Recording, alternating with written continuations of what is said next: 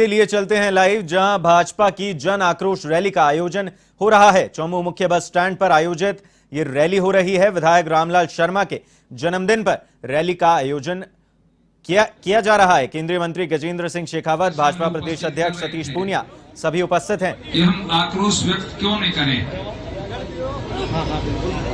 राजस्थान की सरकार ने सत्ता प्राप्त करने के लिए कांग्रेस ने जो झूठे वायदे किए थे, उनकी पोल धीरे धीरे खुलती जा रही है। सरकार बनाने के लिए कांग्रेस के तत्कालीन राष्ट्रीय अध्यक्ष राहुल गांधी ने जयपुर में इतनी बड़ी झूठ बोली, उल्टी गिनती करके कहा 10 से 1 तक कि 10 दिन से पहले किसानों के कर्जे माफ हो जाएंगे। वो पलसाना के अंदर एक कार्यक्रम के अंदर मैं उपस्थित था। थोड़ी सी देर पहले वहां कांग्रेस के लोग किसानों के ऋण माफी के सर्टिफिकेट दे करके गए। एक सज्जन मेरे पास आए और उन्होंने कहा, महाराज मेरे 7 रुपए माफ किए। 3-4 आदमी बीच में आ गए जिन्होंने 500 रुपए तक के सर्टिफिकेट मुझे दिखाए। उसका कारण क्या था? हमारी राजस्थान की पूर्व मुख्यमंत्री वसुंधरा जी के समय में हमारी सरकार ने सहकारिता के 50,000 तक के ऋण माफ कर दिए थे। उसके बाद किसी का 100, 200, 500 रुपए बचे थे, उनके सर्टिफिकेट इन्होंने पकड़ा दिए और सभी समस्त बैंकों के ऋण माफी का जो वायदा था, वो वायदा आज तक पूरा नहीं किया है। राजस्थान के 90,000 किसानों को जमीनों के नीलामी के नोटिस थमा रखे हैं। वो किसान आज पछता रहे हैं कि कितने बड़ी झूठ के छलावे में हम आए और इन लोगों को सत्ता में बिठाया। यही बात मैं बिजली के बारे में कहना चाहूंगा। बिजली के बारे में कहा था कि हम बिल नहीं बढ़ाएंगे और बहुत सारी बातें इस प्रकार की हैं जिनके बारे में झूठ बोल करके सत्ता में आए और भारत सरकार की योजनाओं को यहाँ लागू न करने का ठेका इन लोगों ने ले रखा है। इतना बड़ा छलावा लोग करते हैं। देश के यशस्वी प्रधानमंत्री माननीय नरेंद्र मोदी जी ने गरीब लोगों के लिए चिकित्सा की दृष्टि से आयुष्मान भारत योजना लागू की। उस योजना को भी परिवर्तित कर दिया और उसको चिरंजीवी योजना कह करके वो सरकारी हॉस्पिटल के अंदर योजना लागू कर दी। किस लिए लागू की?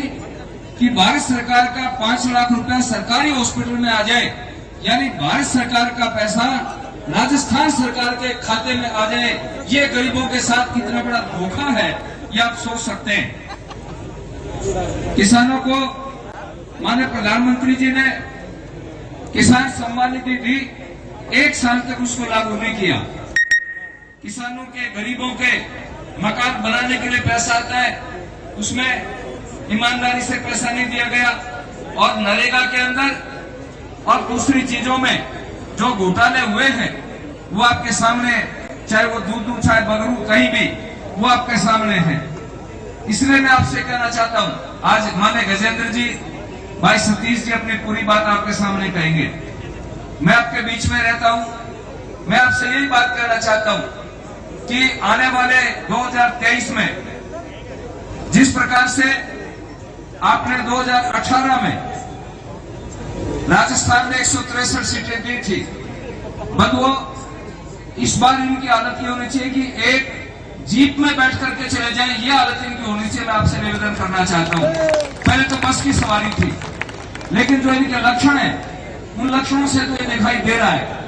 आपसे यही मेरा आग्रह है कि जिस प्रकार से भारत सरकार ने अनेक योजनाएं गरीबों के हित में लागू की हैं, उन योजनाओं को जन जन तक पहुंचाने में जगह जगह बाधा डालते हैं। झूठ बोलने का सिवाय कोई दूसरा काम नहीं है।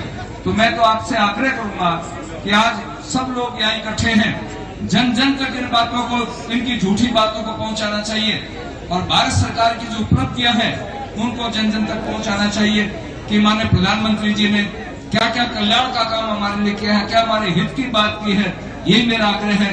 मैं पुनः भाई रामलाल जी को बहुत बहुत साधुवाद, आशीर्वाद और बधाई देना चाहूंगा। ये इसी प्रकार संघर्ष करते रहे, इसी प्रकार जूझते रहे, तो मैं निवेदन करूंगा कि चौमू का चौमुखी विकास होता रहेगा। बहुत बहुत धन्यवाद। भारत माता की, थोड़ा जोश से बोलो भाई, जयपुर तक आवाज जानी चाहिए ना, आक्रोश तो तभी होगा। भारत माता की, भारत माता की, भारत माता की। भारतीय जनता पार्टी जिंदाबाद, भारतीय जनता पार्टी जिंदाबाद, नरेंद्र मोदी जिंदाबाद। धन्यवाद। जय भारत। जोरदार ताली से स्वागत और सम्मान। मंच पे आमंत्रित करना चाहूंगा श्री माधोराम जी चौधरी, प्रदेश उपाध्यक्ष